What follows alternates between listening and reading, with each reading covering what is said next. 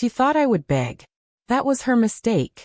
When she said, "Go ahead, move out," her eyes gleamed with the certainty of someone who believed she had already won.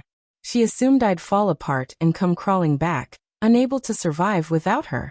Instead, I packed in silence. No shouting, no pleading, just folding clothes, placing shoes neatly, and hearing the quiet thud of a door closing behind me. It was the silence that threw her off. I saw her smirk falter as I walked past. She never understood that silence was my sharpest weapon. We had been together for 7 years. 7 years of shared meals, whispered promises, and nights I thought we were building a future together. I worked long hours, thinking I was laying down the foundation for our life. She often said I was always tired. I thought I was providing for us, building a home. But she was busy inviting another man into our bed. At first, I ignored the signs. Late-night texts. Her turning her phone over to hide it. The lingering scent of perfume when she returned from errands. Kisses that felt cold. I convinced myself it was just stress, that love would bring her back.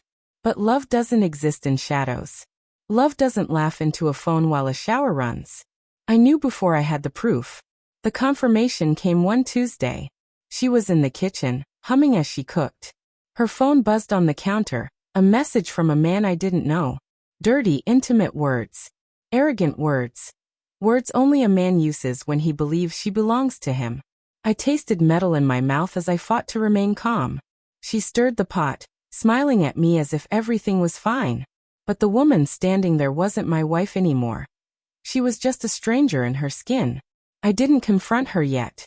Confrontation is for the impulsive. Revenge is for the patient.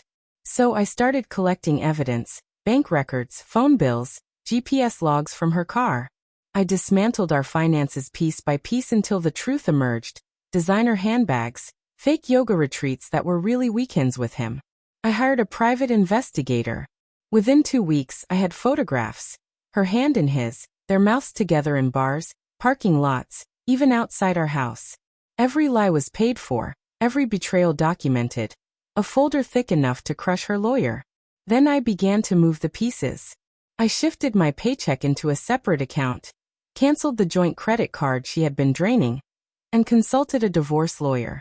Ironically, it was the same lawyer her father had once recommended to me with the words, "If she ever betrays you, don't hesitate." The irony wasn't lost on me. While she laughed with her lover, I was crafting a weapon out of paper, law, and silence. The night came when she tried to break me. We argued. Well, she shouted while I stayed calm.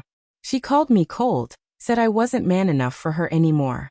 Then came her poison-tipped line, "Go ahead, move out if you don't like it." She expected rage, desperation. Instead, I looked at her steadily, turned and began to pack. Her smirk faltered. "You're really doing this?" she asked, unsure.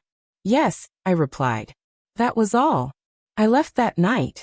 To her, it seemed like victory. To me, it was checkmate in motion. Within days, the storm began.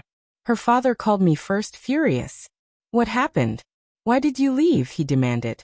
I told him to come over, handed him the folder, the photos, receipts, messages. I watched his face harden with each page. This was a man who valued loyalty and family honor. His daughter was his pride, and now his greatest shame. When he finished, his hands trembled. His eyes burned into mine. "Leave this to me," he said. I didn't ask what he meant. I didn't need to. 2 nights later, she called me frantic. "What did you do?" she screamed. I almost smiled. "What do you mean?" "My father," she cried. He stormed in yelling. "He has pictures. He knows everything. He said I humiliated him." Her sobs broke through the line. The arrogance was gone. The same woman who once told me to leave now sounded like a child who had set fire to her own house. I stayed silent. Silence. The sharpest blade. Her world unraveled quickly. Her father cut off financial support. The friends she bragged to now whispered about her. Her lover disappeared the moment her money dried up. I heard she tried calling him, begging him to stay. But men like him don't love, they consume. And when the feast ends, they move on to fresher prey. She reached out to me again. Apologies, tears, promises to change. But I was already gone. My lawyer filed for divorce, armed with undeniable proof of her infidelity. I walked away with the house, the savings, and ironically, her father's quiet respect.